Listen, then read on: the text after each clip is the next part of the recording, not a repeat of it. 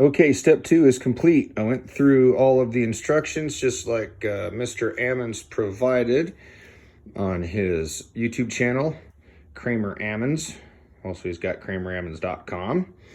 And put on the 6 layers of tape, fiberglass drywall tape, alternating with layers of glue and then tape, glue and then tape.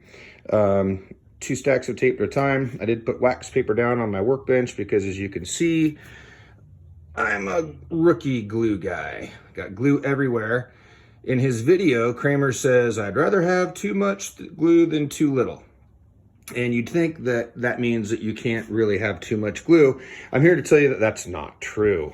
If you put too much glue on there, in between layers, you have to go back with your finger and work out all of the thicker spots where the glue was, because it'll create a little rise and you don't want that. So what I did to make sure that I did it right when I was done and make sure that glue hit everywhere was just come down and look at the flatness and make sure that it was nice and flat, and had to take my finger and steadily go over and get rid of all those bumps and make that nice and flat. And then I looked up underneath, and you can see there's a bead there where the tape overlaps.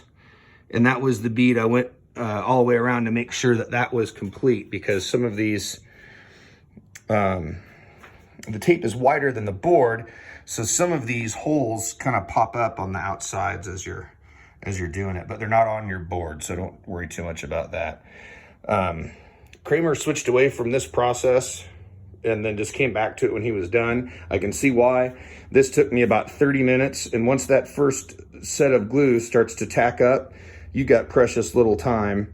And it is kind of a tedious chore, so I would say just be prepared, have paper towels handy, try and watch your glue, and then, as you can see, I got a lot still coming off of there, and I'm just not gonna mess with it.